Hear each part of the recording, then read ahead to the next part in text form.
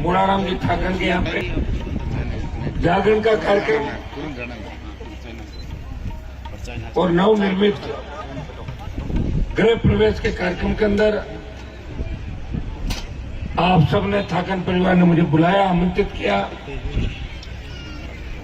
इसके लिए मैं आपका हृदय से आभार प्रकट करता हूं। और बहुत बड़ी तादाद के अंदर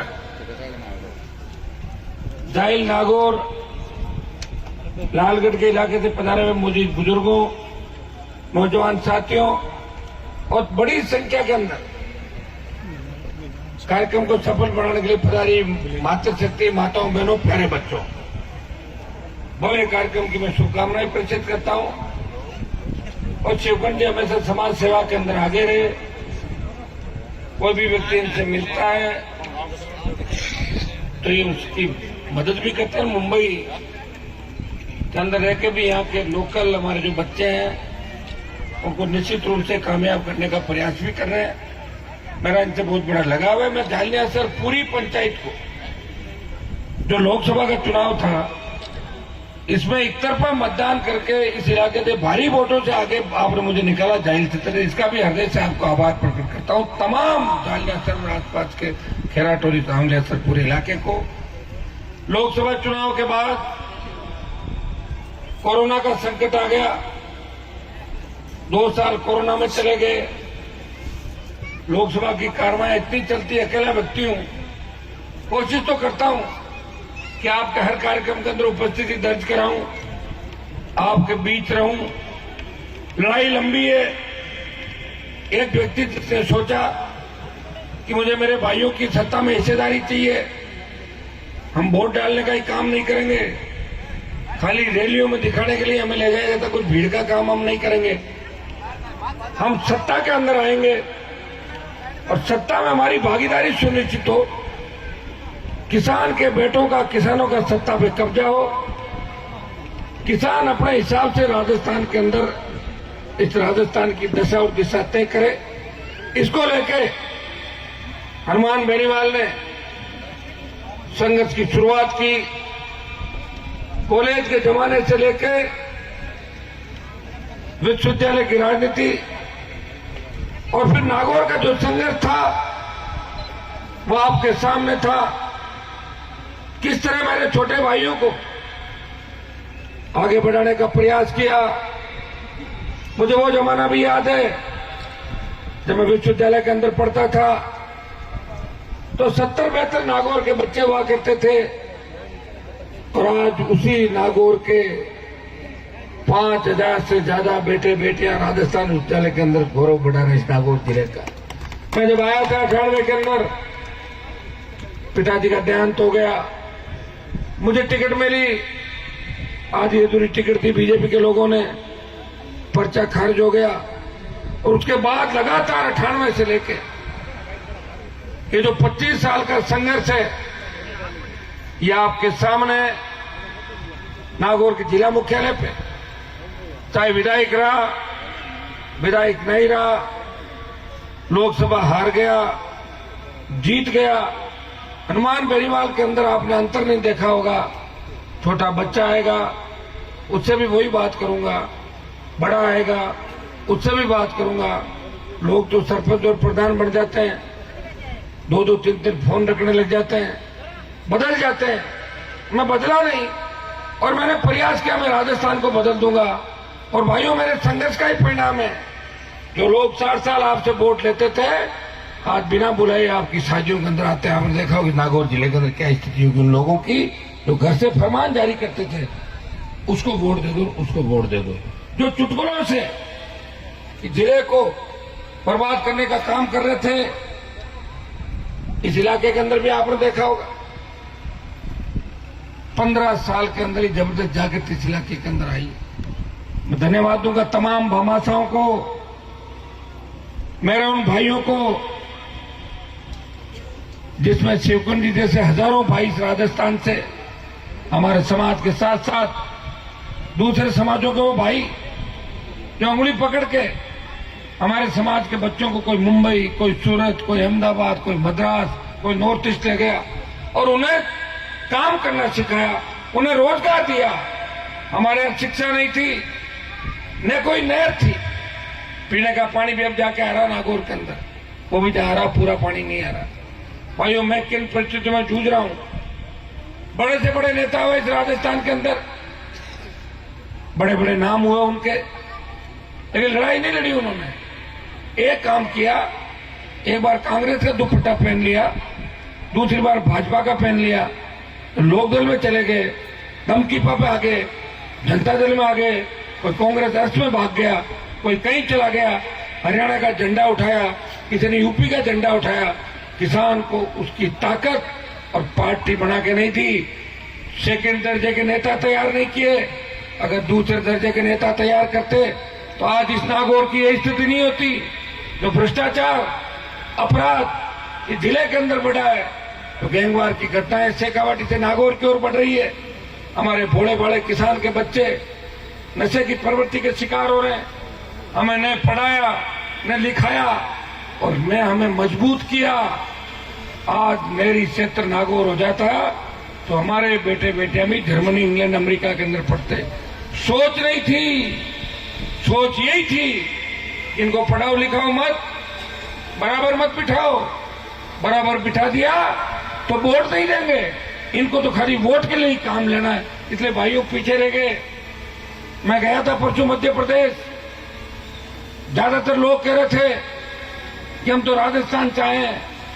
मैंने कहा आप तो राजस्थान से आके भी 1,000 बीघा जमीन के मालिक को, बड़े जमींदारों संघर्ष किया, और हमारे लोग वहां राजस्थान के अंदर रह के भी उन नेताओं को आज भी रो रहे हैं जो ऊपर चले गए।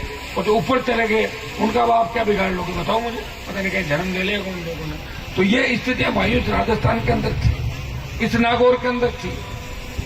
ये नागौर कहने को तो हम ये कहते हैं कि राजनीति की दिशा और दिशा हम तय करते हैं, लेकिन जो असली क्रांति जिले के अंदर आई है वो पिछले 10 साल 15 साल के अंदर क्रांति आई। सोशल मीडिया से हमने एक दूसरे के करीब आए देश के नौजवान, और हमने हमारी ताकत के बल पे सत्ता प्राप्ति का ठान लिया। ये कोई राजनीतिक मंच नहीं है, ये मैं मेरे विचार व्यक्त कर रहा हूं निजी।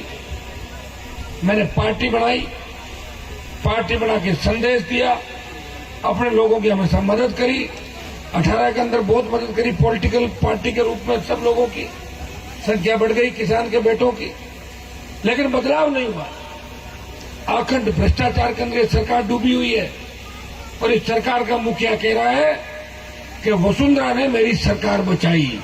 जो 15 साल पहले मैं कहता था, उस पर गहलोत ने मोहर लगाई कि मैं और वसुंधरा एक है, दोनों मिलकर राजस्थान चला रहे हैं। ये तो गहलोत खुद ने कहा, मैंने थोड़ी कहा, पढ़ा आपने बयान। तो ये स्थिति है राजस्थान के अंदर।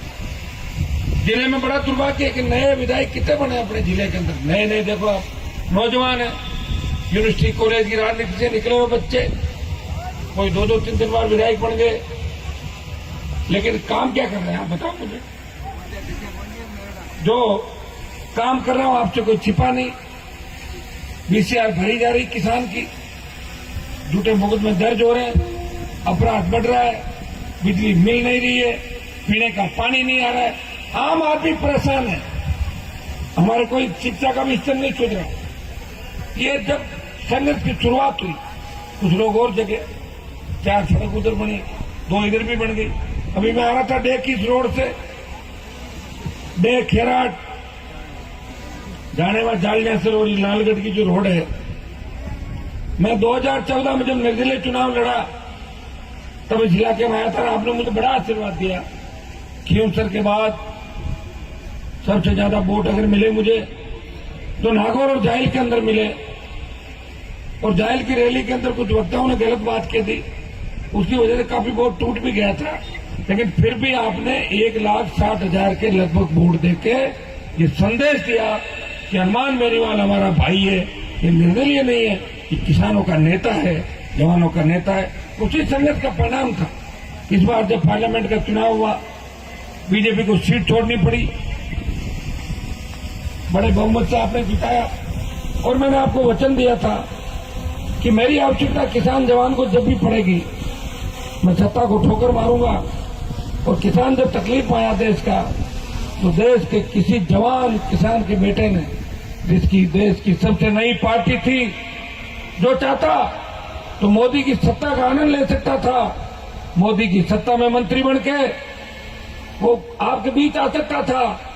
उसने कहा नहीं, मेरे भाई मुझे पुकार रहे हैं। हरियाणा, पंजाब, उत्तर प्रदेश, दिल्ली के किसान के बेटों ने कहा, हनुमान जी आप राजस्थान की धरती से आते हैं, हमारे नेताओं की तो जंग लग गई, आप हमारी मदद करो। तब हनुमान बेनीवाल ने कहा कि भाई के भाई काम आता है।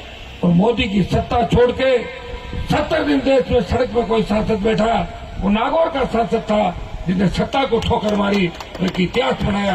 और भाइयों, जंतर मंतर पे पहलवान बैठे, नागौर का तो कोई पहलवान नहीं वहां पे, राजस्थान का भी नहीं है। हमने गोल्ड मिला ही नहीं किसी को, या हमें जगह ही नहीं खेलों के प्रति, शिक्षा के प्रति। वो हरियाणा के बच्चे हैं, यूपी के बच्चे हैं, तो हमारा सम्मान हमेशा बढ़ाते हैं, गोल्ड लाते हैं, बॉर्डर पर संघर्ष करते हो, हमारे बच्चों के साथ उनको देखते हो, हमेशा आगे रहे हमसे। उन पे भी जब संकट आया तो देश का पहला सांसद अगर उस बाहुबली के खिलाफ उन बच्चों को न्याय दिलाने कोई गया, वो नागौर का सांसद था, उसने कहा ये वही बच्चे हैं जिनके साथ सेल्फी लेने के लिए मोदी मंत्रिमंडल के कई मंत्री और सांसद आगे पीछे घूमते हैं। और प्रधानमंत्री ने खुद उनके कसीदे लोकसभा के अंदर पढ़े थे।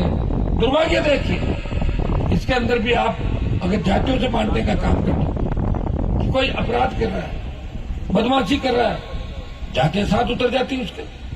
मैं ये कहता हूं कि मेरे समाज का कोई बदमाश व्यक्ति अगर बदमाशी करता है और मैं खुलेआम अगर उसका साथ दूं, फिर मैं नेता नहीं हूं, फिर मैं गलत हूं। हनुमान बेनीवाल अपराधियों के खिलाफ हमेशा बात करता है, लेकिन जाति के खिलाफ बात नहीं की। और अपराधियों के खिलाफ बात करते हुए उसको इस तरह तोड़ मरोड़ के पेश किया जाता है जब पीड़ा होती है।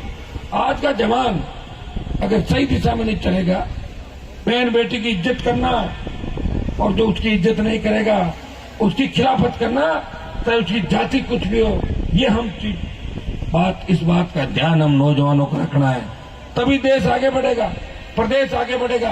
ये जो हमारी माताएं बहनें आज हमारे भरोसे पे आगे बढ़ रही है, आज हमारी बेटियां हमारे दम पे इन परिस्थितियों में आप शिक्षा के क्षेत्र में आगे लाए। या तो स्कूल कॉलेज पानी की बहुत बड़ी समस्या थी, आज भी बहुत बड़ी समस्या है जिले के अंदर, इस राजस्थान के अंदर, इस मरु प्रदेश के अंदर। उन समस्याओं से कौन निजात दिलाएगा, कौन टोल फ्री कराएगा, कौन मुफ्त बिजली दिलाएगा, कौन इस अपराध पे अंकुश लगाएगा, कौन भ्रष्टाचार का खात्मा करेगा, कौन है जो हमारी बहन बेटियों की इज्जत की रखवाली राजस्थान के अंदर करेगा।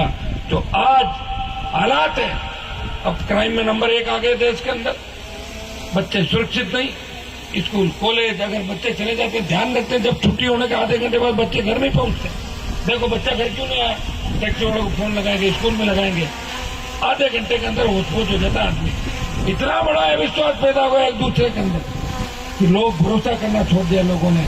इसके लिए कौन जिम्मेदार है? सरकारें जिम्मेदार है, तंत्र जिम्मेदार है। तंत्र को कौन ठीक करेगा? सरकार करेगी। मैं तो सरकार है नहीं, मैं तो सरकार के खिलाफ हूं, मैं कांग्रेस के भी खिलाफ हूं, बीजेपी के भी खिलाफ हूं। लड़ रहा हूं अकेला व्यक्ति, पार्टी को मान्यता मिली, 3 विधायक जीते, कई जगह दूसरे नंबर पर 18 से 23 की लड़ाई पे आ गया। 23 की अंतिम लड़ाई लड़ लूंगा राजस्थान के अंदर। बड़े बड़े नेता जो कांग्रेस और बीजेपी के अंदर ठगा हुआ महसूस कर रहे हैं, जिनको कांग्रेस और बीजेपी को इज्जत नहीं दे रही, लेकिन पार्टी नहीं बना पा रहे हैं। उनको पता है कि जैसे ही पार्टी बनाई हवा निकल जाएगी।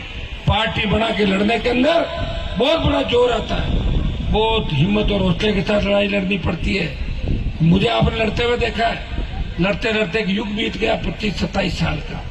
और मेरे साथ जो मुझे पर्ची मेरे लिए जो चाय का के कहते थे होटल पे, जो पर्ची देते थे, भाई साहब हमारा भाषण कराओ, वो 2-3 बार मंत्री रह गए सरकार के अंदर। उनको कुछ करना ही नहीं पड़ता, आप अपना भी वोट दे देते हो। एक बार कांग्रेस, एक बार भाजपा, एक बार कांग्रेस, एक बार बैठे बैठे भाजपा। कहाँ है भाजपा के नेता? मैंने तो नहीं देखे। 4.5 साल के अंदर भाजपा के नेता यहां से कहां चले गए? चुनाव आ गए, टिकट की दौड़ में लग जाएंगे। वोट दे देंगे लोग, कुछ जातिवाद के नाम पे दे देंगे, कुछ कांग्रेस के विरोध में दे देंगे, नौजवान कुछ हमारी तरफ प्रयास करेगा, इतने में कोई कह देगा कि हनुमान जी तो जाटों के नेता है, आप इनको वोट क्यों डाल रहे हो, ये तो जाट है। अरे कोई न कोई तो लड़ेगा इस देश के अंदर। मैं तो 3 विधायक में से 2 शेड्यूल कास्ट के विधायक जीता के रह गया, यहां भी आपके सेकंड नंबर रहे अनिल बारूपाल। मैं ये कह रहा हूं कि मुझे जो नजदीक से लोग जानते हैं वो इस चीज को जरूर जानते हैं कि हनुमान जी बात को समझते हैं, और अन्याय जहां होता है वो अन्याय के खिलाफ निश्चित रूप से रिएक्ट करते हैं। वो कहते हैं अन्याय नहीं होना चाहिए, अन्याय के खिलाफ मोर्चा खोलने वाला अगर इस प्रदेश के अंदर कोई सांसद है, इस देश में सांसद है, जब सेना को ठेके पे दे दिया, अगर देश का कोई सांसद बोला, वो नागौर का सांसद था जिसने कहा मेरे छोटे भाइयों के साथ अन्याय नहीं होने दूंगा। 2 लाख जवानों की जोधपुर में रैली करके प्रधानमंत्री को चेतावनी दी। कांग्रेस के लोग नहीं आए थे मेरे साथ। कांग्रेस देश की सबसे बीजेपी के बाद बड़ी पार्टी है। हनुमान लड़ाई लड़ रहा जवानों की, क्योंकि जवान मेरी जिंदाबाद करते हैं। मेरी पार्टी जय जवान जय किसान के नारे के साथ आगे बढ़ रही है। मैं विश्वास दिलाता हूं कि आने वाला समय आपका है। अग्निपथ भी वापिस होगी। अग्निपथ के बाद हिमाचल और कर्नाटक भारतीय जनता पार्टी के हाथ से निकल गए। चिंतित है बीजेपी के लोग, और आप जानते हो जब सत्ता हाथ से निकल जाती है कोई नहीं पूछता, और जो हार जाता है वो सड़क पे या तो पत्थर फेंकता है, और राज नहीं होता उसको नींद नहीं आती। यही होता है हारने जीतने के बाद लोगों का। बाकी देखो मेरे जैसे सब नहीं हो सकते कि मैं सत्ता को ठोकर मार रहा हूं बार बार। मैंने जिले में बड़े बड़े नेता देखे, ये मिर्जाओं के सबसे बड़े नेता थे, किस तरह मंत्री बनने के लिए किसी के भी आगे हाथ जोड़ लेते जाके। दिन में कांग्रेस वालों के, दोपहर में बीजेपी वालों के, पता लगे ममता बनर्जी आए थे वहीं भी चले जाएंगे कि हम आगे मिलने वाला ममता बनर्जी बाबा की साइड कटे बाबा कहा ममता बनर्जी। उनकी आदत है, आदत जिनकी पड़ गई वो आदत छूटेगी नहीं। आदत तो क्या छूटे बनता है, ऊपर जाए छूटे आदत, ठीक है, छूटती नहीं।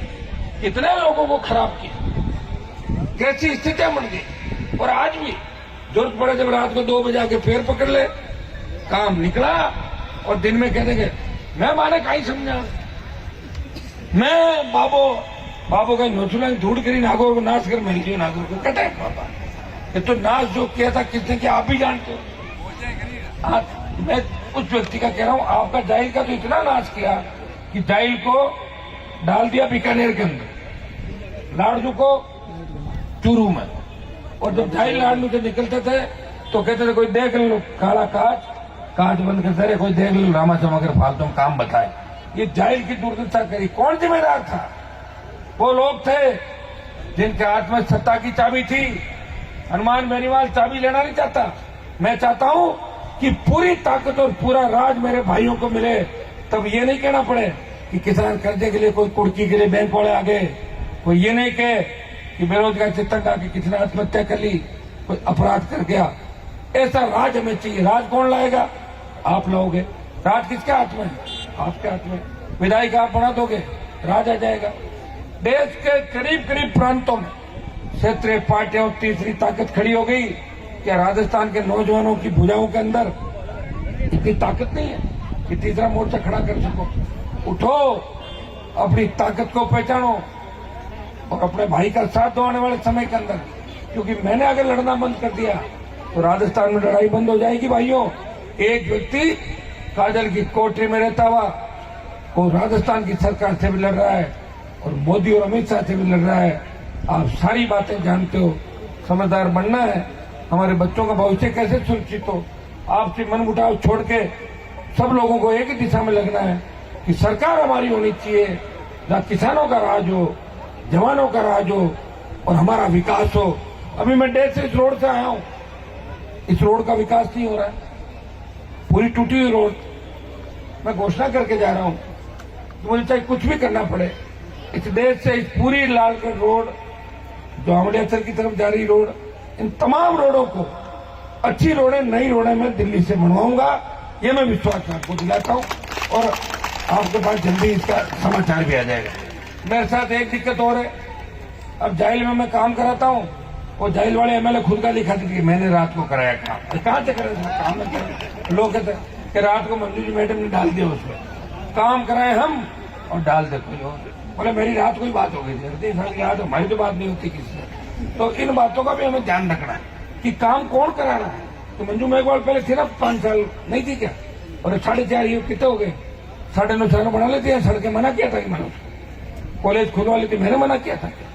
कुचेरा में काम कराऊं, कॉलेज खुलाऊं, तो कहते वो तो हमने ही खुला ली, तो बाउन में खुला देते। 45 में नाथुराम जी मंत्री थे, खुला लेते। रामनिवास जी थे, 45 से लेकर यूनिवर्सिटी खुला देते। राजस्थान की राजधानी बना देते उसको, ताकि लोग आराम से आते तुम्हारे गांव के। कीचड़ तो मैंने मिटाया, तुम्हारे गांव का कीचड़ मिटाया, संघर्ष किया, बच्चों को लड़ना सिखाया। और तुम्हारा भी अंतिम काम जो मैंने कर दिया था, अगर बचा खुचा काम है, तो नवंबर के चुनाव के अंदर परमानेंट इनकी कहानी सल्टा दूंगा मैं, परमानेंट नागौर के अंदर। इसकी भी आप चिंता नहीं करें। आप नए नेता तैयार करें, मजबूत किसान के बेटों को तैयार करें, इन फर्जी दुकानों का मैं इलाज कर दूंगा। आप मेरी मदद करें, ये मैं विश्वास आपको दिलाता हूँ। लड़ने का काम नहीं किया मैंने, हमेशा साथ बिठाया लोगों को, घर के दरवाजे हमेशा खुले रखे। इनका तो घर ही नहीं कोई, किराए का कमरा भी इन लोगों के पास नागौर के अंदर। बताओ है क्या, कहां पे जाओगे आपको? मैं हूं तो 1000 लोगों को सुनता हूं, 5000 को सुनता हूं, और रात को सुबह 5-5 बजे तक मुझे सड़कों पे घूमता हुआ देख रहे हो आप। एक एक व्यक्ति को जगा रहा हूं जाके। कभी मैं बांसवाड़ा की प्रतापगढ़ दिखूंगा, कभी गंगानगर दिखूंगा, कभी सीकर धौलपुर दिखूंगा, कभी बाड़मेर जैसलमेर दिखूंगा। मुझे चिंता है कि जो लड़ाई मैंने हाथ में ली है, उस लड़ाई के अंदर हमारी हार नहीं होनी चाहिए, लड़ाई के अंदर जीत होनी चाहिए। और भाइयों देखो, लड़ाई में जीत तो हो गई, पार्टी की मान्यता हो गई। आधी अधूरी लड़ाई तो जीत गए, पहले कोई पार्टी नहीं बना पाया। अब पूरी जीत जब होगी, जब 23 के अंदर हम मजबूती से विधानसभा की सीटें राजस्थान के अंदर जीतेंगे। मैं विश्वास दिलाता हूं कि राजस्थान भी पंजाब की तरह उन मजबूत राज्यों में शुमार होगा, जहां हमारे बच्चों को रोजगार के लिए गुजरात, महाराष्ट्र और मद्रास नहीं जाना पड़ेगा। इतना मैं विश्वास आपको दिलाता हूं। जाहिल के इस पूरे इलाके ने, नागौर के इलाके ने हमेशा मेरा साथ दिया। आपके गांव ने, यहाँ सर्व समाज ने, सारी जातियों ने मिलकर 14 में भी इस बार मजबूत मदद मेरी करी। MP कोटे का भी मेरा